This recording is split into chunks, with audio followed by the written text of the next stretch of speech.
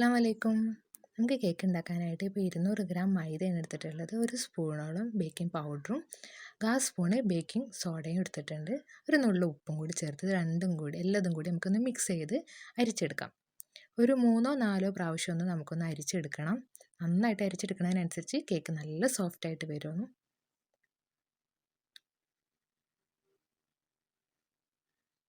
ഞാനിതൊരു 3 വട്ടം ഒന്ന് അരിച്ചെടുക്കുന്നുണ്ട്.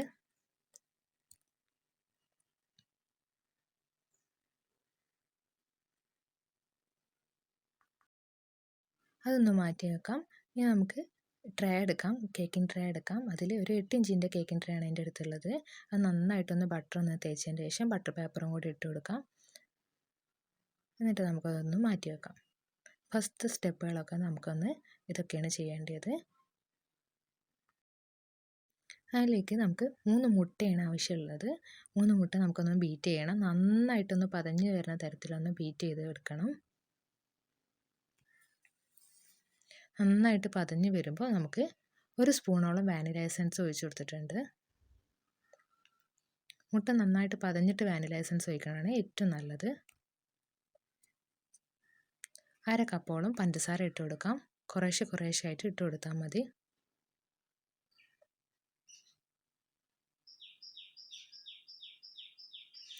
2 ടേബിൾ സ്പൂണോളം സൺഫ്ലവർ ഓയിലും കൂടി ചേർത്ത് കൊടുക്കാം. അതിലേക്ക് ബട്ടർസ്കോച്ചിൻ്റെ എസൻസ് ആണ്. ഒരു 1/4 സ്പൂണോളം ബട്ടർസ്കോച്ചിൻ്റെ എസൻസും കൂടി ചേർത്ത് കൊടുക്കണം. ഞാനിപ്പോൾ ടൈഗറിൻ്റെ ബട്ടർസ്കോച്ച് എസൻസ് ആണ് എടുത്തിട്ടുള്ളത്. ഇപ്പോൾ നന്നായിട്ട് പതഞ്ഞിട്ടുണ്ട്. പതഞ്ഞതിലേക്ക് നമുക്ക് കുറേശ്ശെ പൊടികൾ ഇട്ട് കൊടുത്തിട്ട് മിക്സ് ചെയ്തെടുക്കാം. വിസ്കോ അല്ലെങ്കിൽ സ്പാച്ചുല വെച്ചിട്ട് നിങ്ങൾക്ക് നന്നായിട്ട് മിക്സ് ചെയ്യാവുന്നതാണ്. പിന്നെ ഓവർ മിക്സിംഗ് ഒന്നും പാടില്ല. ഒരേ സൈഡിലേക്ക് തന്നെ നമ്മൾ മിക്സ് ചെയ്തെടുക്കണം.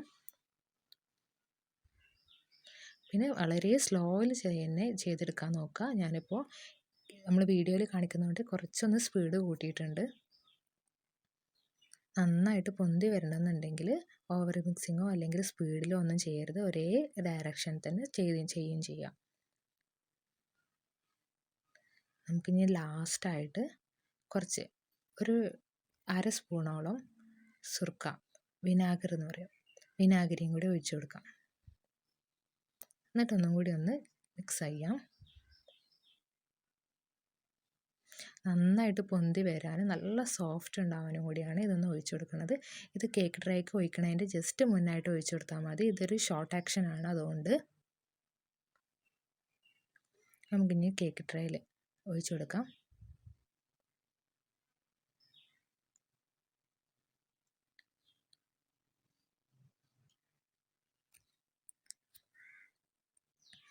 ഇനി നന്നായിട്ടൊന്ന് ടാപ്പ് ചെയ്യാം. എയർ ബബിൾസൊക്കെ ഒന്ന് പോട്ടെ. ഇനി നമുക്ക് നമ്മൾ ഓവൻ സെറ്റപ്പ് ഒന്ന് പ്രീ ഹീറ്റ് ചെയ്ത് വെച്ചിട്ടുണ്ട്. അതിലേക്കൊന്ന് ഇതൊന്ന് ഇറക്കി വെച്ച് കൊടുക്കാം. നമുക്കൊന്ന് മൂടി വെച്ചിട്ട് ഒരു മീഡിയം ഫ്ലെയിമിൽ ഒരു 30 മുതൽ 35 മിനിറ്റ് വരെ നമുക്കൊന്ന് ബേക്ക് ചെയ്തെടുക്കാം. ഇപ്പോൾ ഏകദേശം 30 മിനിറ്റ് ആയിട്ടുണ്ട്. ലോ ഫ്ലെയിമിൽ തന്നെയാണ് ബേക്ക് ചെയ്തത്. ഇനി നമുക്കതൊന്ന് വെന്തിക്കണമെന്ന് നോക്കാം. നല്ലോണം വെന്തിട്ടുണ്ട്. നമുക്കൊന്ന് ചൂടാറാൻ വെക്കണം. ഈർപ്പം കടക്കാതിരിക്കാനാണ് ഇങ്ങനെ ഒരു പാത്രം കൊണ്ട് ചൂടാറാൻ വെക്കുന്നത്. ഇനി നമുക്ക് വെറ്റ് ചെയ്യാൻ വേണ്ടിയിട്ട് 3/4 കപ്പോളം പാലെടുത്തിട്ടുണ്ട്. നല്ല ചൂടുള്ള പാലാണ്. അതിലേക്ക് 1/4 കപ്പോളം പഞ്ചസാര ഇട്ട് കൊടുക്കാം. ഏകദേശം ഒരു 4 ടേബിൾ സ്പൂണോളം പഞ്ചസാര. നന്നായിട്ടൊന്ന് മിക്സ് ചെയ്യാം. നല്ല ചൂടുള്ള പാലിലേക്ക് പെട്ടെന്ന് തന്നെ പഞ്ചസാര മിക്സായി കിട്ടും. ഇതാണ് നമ്മൾ വെറ്റ് ചെയ്യാൻ എടുക്കുന്നത്. ഇനി നമുക്കത് മാറ്റി വെച്ചിട്ട് ക്രീം എടുക്കാം. 1/2 കപ്പോളം വിപ്പിംഗ് ക്രീം എടുക്കുന്നുണ്ട്. നല്ല തണുപ്പുള്ള വിപ്പിംഗ് ക്രീമാണ്. പിന്നെ അതേപോലെ നമ്മൾ ക്രീം എടുക്കുമ്പോൾ ക്രീമിലെ പാത്രത്തിൽ ഒട്ടും വെള്ളത്തിൻ്റെ അംശം പാടില്ല. അതുപോലെ ബീറ്ററിനകത്തും വെള്ളത്തിൻ്റെ അംശം പാടില്ല. എന്നാൽ മാത്രമേ നന്നായിട്ട് പതഞ്ഞ് കിട്ടുള്ളൂ. പിന്നെ അതേപോലെ ബീറ്ററിൻ്റെ വിസ്കും അതുപോലെ പാത്രവും ഫ്രീസറിനകത്ത് വെച്ചതിന് ശേഷം നമ്മൾ ബീറ്റ് ചെയ്തെടുക്കുകയാണെന്നുണ്ടെങ്കിൽ കുറച്ചും കൂടി നല്ല അടിപൊളിയായിട്ട് ക്രീം ഇതുപോലെ ആയിട്ട് സ്റ്റിഫായി കിട്ടുന്നതാണ്. ഇനി നമുക്ക് ഒരു പാനിലേക്ക് അണ്ടിപ്പരിപ്പും ബദാമും ഒന്ന് വറുത്തെടുക്കാം. നിങ്ങൾക്ക് അതുപോലെ വേറെ ഏതെങ്കിലും നട്ട്സ് ഉപയോഗിക്കണമെങ്കിൽ അത് കൊടുക്കാവുന്നതാണ്. ഒന്ന് വറുത്തിട്ടുണ്ട്. ഒന്ന് മാറ്റി വെക്കാം. ഇനി അതിലേക്ക് ഒരു 1/4 കപ്പോളം പഞ്ചസാര എടുത്തിട്ടുണ്ട്. അതൊന്ന് മെൽറ്റായി വരട്ടെ. അപ്പോൾ തന്നെ നമുക്ക് അണ്ടിപ്പരിപ്പും ബദാമും ഒന്ന് പൊടിച്ചെടുത്തിട്ടുണ്ട്. ആ മെൽറ്റായി വന്ന പഞ്ചസാരയിലേക്ക് നമുക്ക് 2 ടേബിൾ സ്പൂണോളം മെൽറ്റ് ചെയ്തിട്ടുള്ള ബട്ടറും കൂടി ചേർത്ത് കൊടുക്കാം.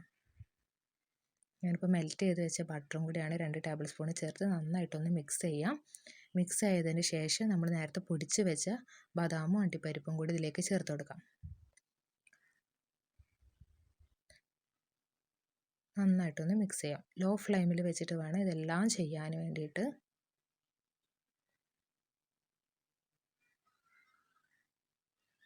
ഇത് നന്നായിട്ടൊന്ന് മിക്സ് ചെയ്തിട്ടുണ്ട്. നമുക്കിതൊന്ന് ചൂടാറാൻ വേണ്ടിയിട്ട് സ്റ്റീൽ പ്ലേറ്റിൽ വെച്ചിട്ടുണ്ട്. നന്നായിട്ടൊന്ന് ചൂടാറിയതിന് ശേഷം നമുക്കിത് ഇതുപോലൊരു കോയിൽ വെച്ചിട്ട് നമുക്കൊന്ന് കുത്തി പൊട്ടിച്ചെടുക്കണം, അല്ലെങ്കിൽ ക്രഷ് ചെയ്തെടുക്കാം. നന്നായിട്ടൊന്ന് ക്രഷ് ആവരുത്, കുറച്ചൊക്കെ വലിയ വലിയ തരികളൊക്കെ വേണം. കേക്കിൽ ചേർക്കാനുള്ളതാണ്. അപ്പോഴാണ് നല്ല ടേസ്റ്റാണ് കേക്കിൽ ഇതുപോലെ ഒന്ന് ചേർത്ത് കൊടുത്തിട്ടുണ്ടെങ്കിൽ, കേക്കായാലും പുഡിങ്ങിലായാലും. ഇനി നമുക്ക് നന്നായിട്ട് ചൂടാറിയിട്ടുണ്ട് കേക്ക്. നമുക്കിതൊന്ന് കട്ട് ചെയ്തെടുക്കാം. ഞാൻ പണ്ടത്തെ മാതിരി തന്നെ നൂല് കൊണ്ട് തന്നെയാണ് കട്ട് ചെയ്യുന്നത്. ഇതുപോലെ ഒന്ന് വരിഞ്ഞ് കൊടുത്തിട്ട് കേക്ക് ഇതുപോലെ ഒന്ന് കട്ട് ചെയ്തിട്ട് നൂല് കൊണ്ട് ഉള്ളിൽ കൂടെ നൂല് എടുത്തിട്ട് ഇതൊന്ന് റൗണ്ടിൽ ചുറ്റിയിട്ടൊന്ന് മുറിച്ചെടുക്കലാണ്. വളരെ സിമ്പിളായിട്ടാണ് ഇത് ചെയ്യാൻ പറ്റുന്നതാണ്. ട്രൈ ചെയ്ത് നോക്കുക. എനിക്ക് എപ്പം മുറിച്ചിട്ടുണ്ടെന്നുണ്ടെങ്കിലും ഏറ്റക്കുറച്ചിൽ വരും. അത് കാരണം ഞാൻ ഇതുപോലെ ഒന്ന് ചെയ്ത് നോക്കിയപ്പോൾ ഇത് തന്നെയാണ് ഇപ്പോൾ കേക്ക് മുറിക്കാൻ വേണ്ടിയിട്ട് എല്ലാ ടെക്നിക്കും ഉണ്ടത്. അതെ, നല്ല പെർഫെക്റ്റ് ആയിട്ട് തന്നെ, നല്ല സോഫ്റ്റ് ആയിട്ട് തന്നെ സ്പോഞ്ചി ആണ് കേക്ക് ഉള്ളത്. ഇതുപോലെ തന്നെ ഇനി അടുത്ത ലെവലും നമുക്ക് കട്ട് ചെയ്യാം. നിങ്ങൾക്ക് 4 ലെവൽ വരെ കട്ട് ചെയ്യണമെന്നുണ്ടെങ്കിൽ 4 പ്രാവശ്യം കട്ട് ചെയ്യാവുന്നതാണ്. ഇതുപോലെ കട്ട് ചെയ്യുമ്പോൾ നമുക്ക് ഒട്ടും പൊടിഞ്ഞും പോകില്ല, ഒട്ടും കേട് വരാതെ തന്നെ നമുക്ക് കേക്ക് കറക്റ്റായിട്ട് തന്നെ കിട്ടും നൂലേറ്റ് കട്ട് ചെയ്യുമ്പോൾ.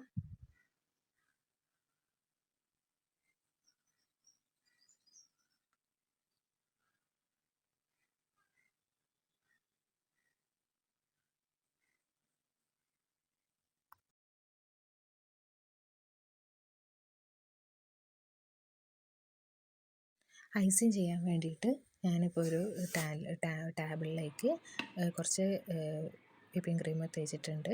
ഇനി നമുക്കിതൊന്ന് വെറ്റ് ചെയ്തെടുക്കാം. ഫസ്റ്റത്തെ ലെയർ വെച്ചിട്ടുണ്ട്. നന്നായിട്ട് വെറ്റ് ചെയ്തെടുക്കുന്നതിനനുസരിച്ച് സോഫ്റ്റായി കിട്ടും കേക്ക്. അതെപ്പോഴും ശ്രദ്ധിക്കുക, നമ്മൾ നന്നായിട്ടൊന്ന് വെറ്റ് ചെയ്തെടുക്കണം. അതിനാണ് കൂടുതൽ ടേസ്റ്റും. കൂടുതലായിട്ട് നമ്മൾ വെറ്റ് ചെയ്യുന്നതിനനുസരിച്ച് നമ്മളെ കേക്ക് സോഫ്റ്റായി കിട്ടുന്നതാണ്. വെറ്റ് ചെയ്തിട്ട് നമുക്ക് ക്രീമൊക്കെ ഒന്ന് തേച്ച് കൊടുത്തിട്ട് നന്നായിട്ടൊന്ന് സ്പ്രെഡ് ചെയ്തെടുക്കാം. എല്ലാ ഭാഗത്തേക്കും ഒന്ന് ഐസിങ് ബാഗിലകത്ത് ആക്കിയിട്ട് ആക്കണതാണെങ്കിൽ അങ്ങനെ ആക്കാം. എന്നിട്ട് ക്രീം സ്പ്രെഡ് ചെയ്തിട്ടുണ്ട്. അതിൻ്റെ മുകളിലേക്ക് നമ്മൾ നേരത്തെ പൊടിച്ച് വെച്ച അണ്ടിപ്പരിപ്പും പഞ്ചസാരയിൽ അലിയിപ്പിച്ച് വെച്ചത് അതും കൂടി ഒന്ന് ചേർത്ത് കൊടുത്തിട്ടുണ്ട്, പൊടിച്ചത്. അതിൻ്റെ മുകളിലേക്ക് മിൽക്ക് മെയ്ഡാണ് ചേർത്ത് കൊടുത്തിട്ടുള്ളത്. ഇനി അടുത്ത ലെയറും കൂടി വെച്ച് കൊടുക്കാം. നിങ്ങളുടെ ഇഷ്ടം പ്രകാരം മിൽക്ക് മെയ്ഡോ അല്ലെങ്കിൽ വൈറ്റ് ചോക്ലേറ്റ് ഗനാഷോ ചേർത്ത് കൊടുക്കാവുന്നതാണ്.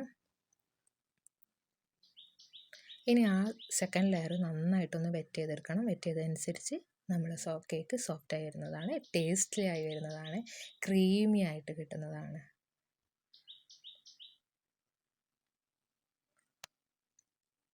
ഇനി നമുക്ക് ക്രീമൊക്കെ തേച്ച് റിച്ച് ആയിട്ട് തന്നെ, നന്നായിട്ട് തിക്കായിട്ട് തന്നെ ക്രീം തേച്ച് നമുക്ക് ഒന്ന്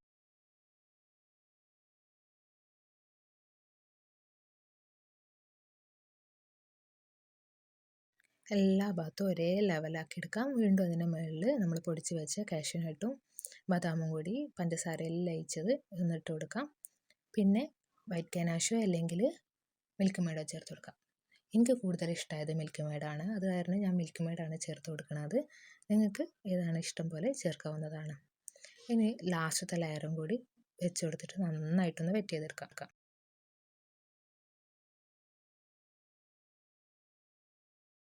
നന്നായിട്ട് വെറ്റ് ചെയ്തിട്ട് ഒന്ന് ക്രീം കോട്ട് ചെയ്തിട്ടുണ്ട്. ഒരു 3/4 മണിക്കൂർ വെച്ചതിന് ശേഷം ഫ്രീസറിൽ വെച്ചതിന് ശേഷം ബാക്കിയുള്ള കോട്ടിങ്ങും കൂടി ചെയ്തെടുത്തിട്ടുണ്ട്. ഞാനിപ്പോൾ വിപ്പിംഗ് ക്രീമിൽ നിങ്ങൾക്ക് വേണമെന്നുണ്ടെങ്കിൽ ഒന്നും കൂടി ഈ ഒരു ബട്ടർ സ്കോച്ചിൻ്റെ എസൻസ് ഒരു ടേബിൾ സ്പൂണും കൂടി ഒഴിച്ച് കൊടുക്കാവുന്നതാണ്. അപ്പോൾ ഒരു വിപ്പിംഗ് ക്രീമിലും ആ ഒരു ടേസ്റ്റ് കിട്ടും. ഇതേപോലെ ഞാൻ മേൽഭാഗം ലെവലാക്കിയിട്ടാണ് കേക്ക് ചെയ്യാറുള്ളത്. നിങ്ങൾ മേൽഭാഗം ലെവലാക്കിയിട്ട് ഒന്ന് ചെയ്തെടുക്കാം.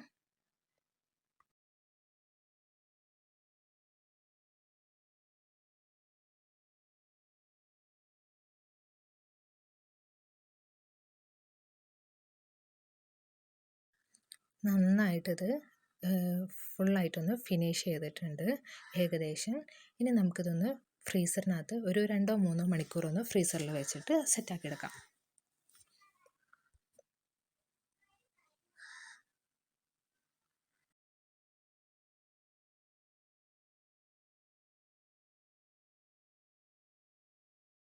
മൂന്ന് മണിക്കൂർ വരെ ഫ്രീസറിൽ വെച്ചതിന് ശേഷം അതിൻ്റെ മുകളിലേക്ക് നമ്മൾ നേരത്തെ പൊടിച്ച് വെച്ച ഈ പഞ്ചസാര ലൈനിൽ പൊടിച്ച് വെച്ച ഈ നട്ട്സ് എല്ലതും കൂടി നമുക്കൊന്ന് സ്പ്രെഡ് ചെയ്ത് കൊടുക്കാം.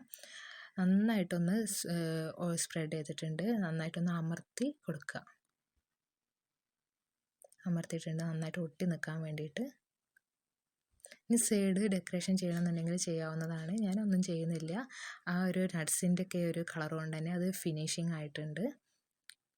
നല്ല സോഫ്റ്റ് ആയിട്ടുള്ള ബട്ടർ സ്കോച്ച് കേക്ക് റെഡി ആയിട്ടുണ്ട്. മിൽക്കി നട്ട് ബട്ടർ സ്കോച്ച് കേക്ക് നല്ല സൂപ്പറാണ്.